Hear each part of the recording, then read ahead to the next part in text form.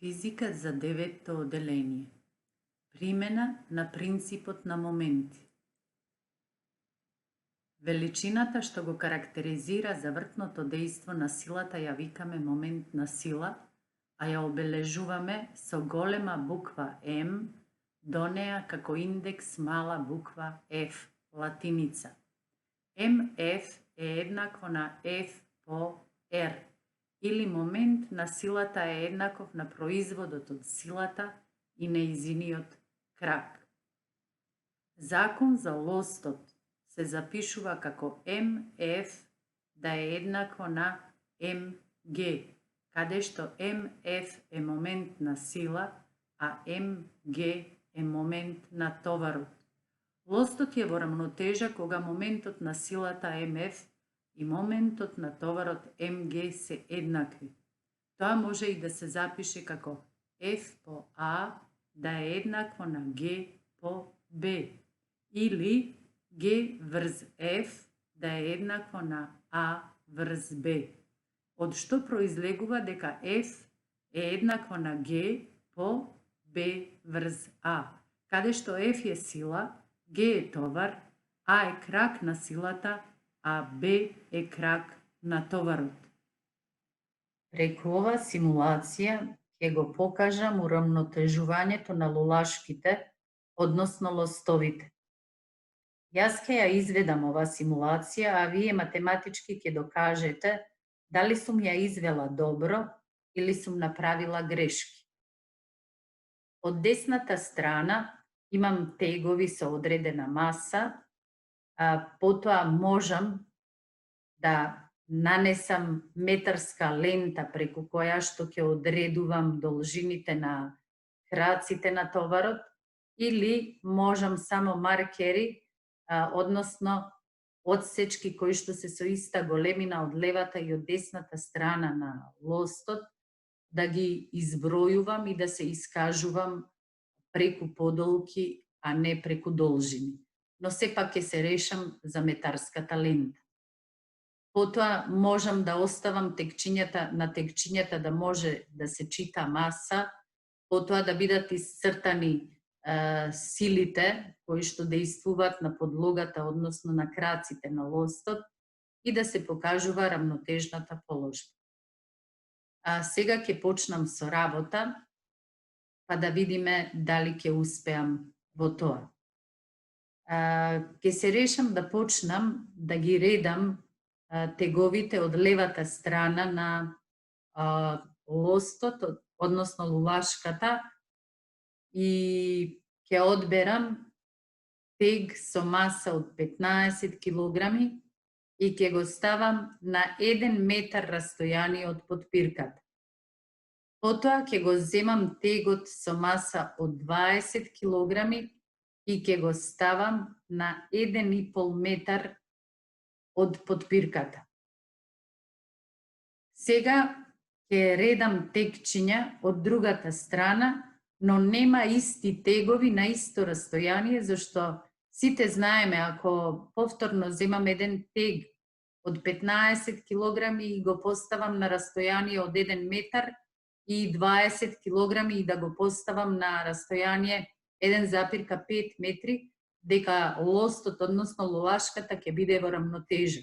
Зашто збирот на моментите од поединечните товари од едната страна ќе биде еднаков на збирот од моментите на поединечните товари од другата страна. Но јас малку ќе сменам, односно ќе барам некое друго решение. Па да речам, еве, ќе го земам овој товар од 20 килограми, но сега ќе го ставам на растојание 1 метар од подпирката. На 1,5 метри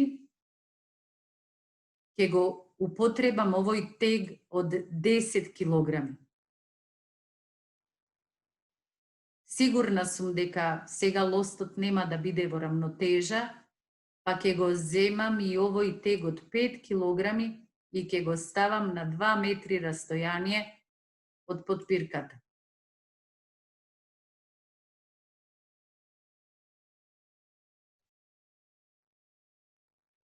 Сега предпоставувам дека лостот е во рамнотежа. Ќе ги тргнам овие две потпирки од краевите на лостот што го држат во рамнотежна положба, за да видам дали добро сум ја сработила задачата. Гледам дека лостот е во рамнотежа. Не се изместил од рамнотежната положба, што значи дека добро сум ја завршила работата. Ќе го тргнам овој тег од 5 килограми. Гледате дека ја нарушив рамнотежната положба, што значи дека претходно добро сум ја направила. Сега ќе повторам истото, ќе го вратам овој тег назад и повторно ќе ги тргнам потпирките и гледам дека добро сум ја завршила работата. Значи, останува да самите вие докажете дали и математички, поправо да докажете дали сум ја извела добро оваа задача или сум направила грешки. Да ја разбереме подобро примената на принципот на моменти, ќе поиграме уште малку со FET симулации. Ќе отидеме на игри.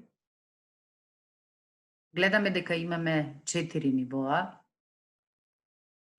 Ќе се обидеме од секое ниво да решиме по некоја загадка. Па да тргнеме со првото ниво. Ќе го наместам и часовникот, ќе имаме звук и можеме да почнеме. Што треба да направиме?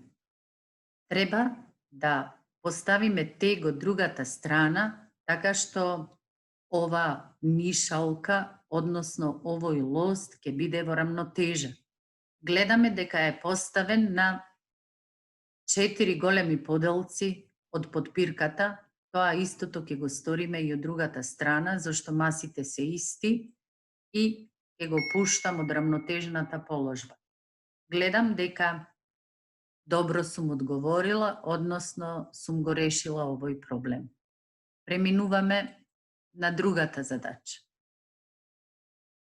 Гледам дека од едната страна имам тег кој што е поставен на 3 поделци од потпирката, 3 помали поделци, а од другата страна на исто растојание е поставен тег од 10 килограми.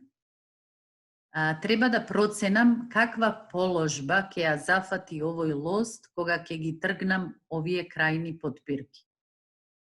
Знаејќи дека производот од кракот и товарот од едната страна треба да биде еднаков со кракот и товарот од другата страна, тука имам двојно поголем товар, што значи дека ова страна ќе се наведне надолу и решението ќе биде вакво.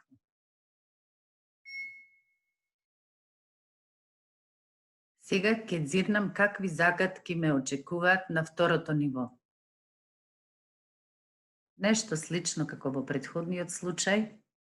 Имаме сега тегови со иста маса, но на различно растојание.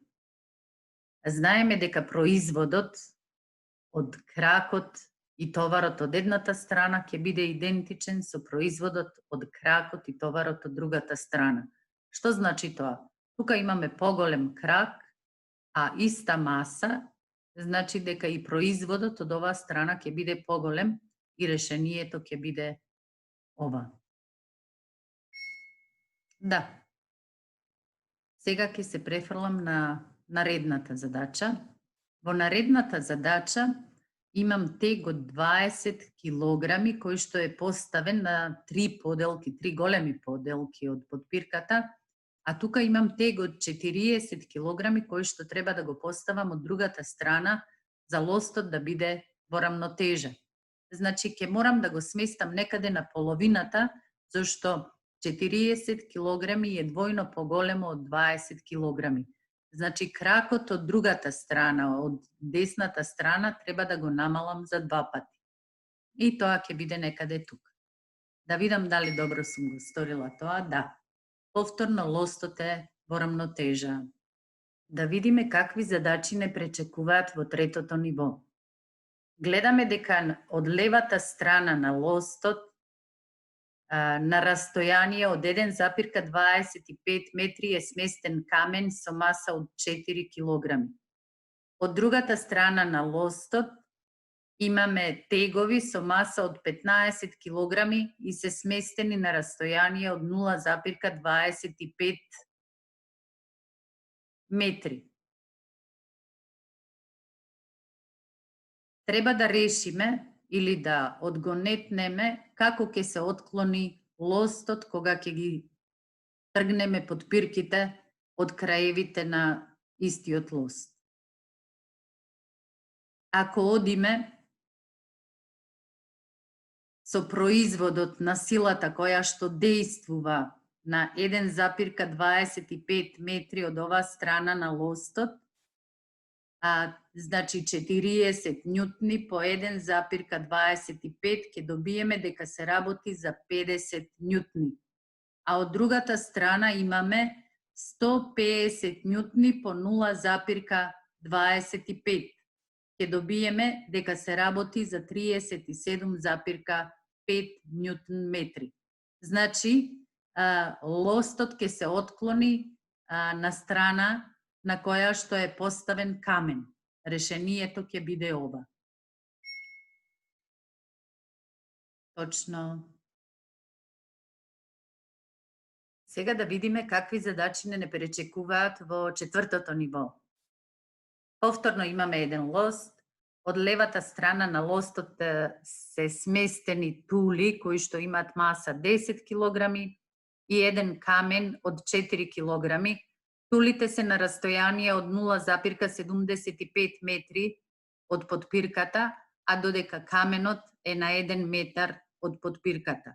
А од другата страна имаме еден блок со маса од 12 килограми, кој што со својата тежина, односно сила, дејствува на растојание од 0,75 метри од подпирката. Ако ги пресметаме моментите од едната и од другата страна и ако ги споредиме, мислам дека лостот ќе има ваква положба кога ќе ги тргнеме подпирките, зашто збирот од моментите на тулите и на каменот е поголем од моментот на овој блок од другата страна. Па да видиме дали сум во право. Да. ФЕТ ви нуди многу симулации на разни теми и е одлична можност да учите преку игра.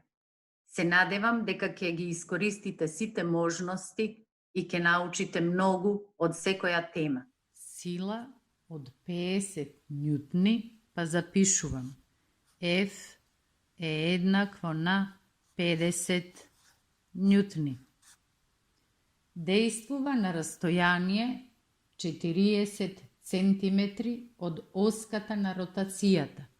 Значи, R е еднакво на 40 центиметри. Овие центиметри можам веднаш да ги претворам во метри. Знам дека 1 метар има 100 центиметри, па овие 40 центиметри ќе ги запишам во метри како 0,4 метри. Колкав е моментот на силата?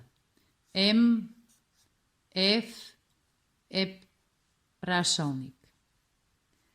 Значи, моментот на силата М, Ф е еднаков на производот од силата и кракот на силата и ќе запишам F по R. Сега препишувам М, F да е еднакво на. Наместо F пишувам 50 њутни по 0,4 метри. М, Ф е еднакво на. Ова е идентично како да помножиме 5 по 4. Значи 0 кратам, запирката ја поместувам за едно место, 5 по 4 е 20 њутн метри. Значи ова е решението на првата задача. На крајот на еден лост дејствува сила од 400 њутни. Ја обележав F1 400 њутни. Лостот е во рамнотежа. Кракот на дадената сила е долг 6 дециметри. Тоа го претворив во метри иако веќе кажав зошто го правиме тоа. Определија големината на другата сила ако се знае дека нејзиниот крак изнесува 9 дециметри. Еве и тоа го претворив во метри. Сега ќе се повикам на законот за лостот и ќе се обидам да ја најдам, да ја пресметам и втората сила F2, која што ќе ја забележам како F2 да е еднакво на прашалник. Според законот за лостот знам дека MF1 е еднакво на MF2. Ова да не ве буни F1 и F2, ова се само индекси кои што ни покажуваат на која сила се однесува дадениот момент M. Моментот на силата F1 е еднаков на F1 по А, а тоа да е еднакво на F2 по Б. Наместо F1 пишувам 400 нјутни по, наместо А 0,6 метри да е еднакво на F2 по 0,9 метри. 400 нјутни по 0,6 метри ќе биде исто како 40 по 6. 6 по 4, 24 и додавам 0 нјутон метри. Да е еднакво на F2 по 0,9 метри. Од ова произлегува дека F2 е еднакво на 240 нјутон метри врз 0,9 метри.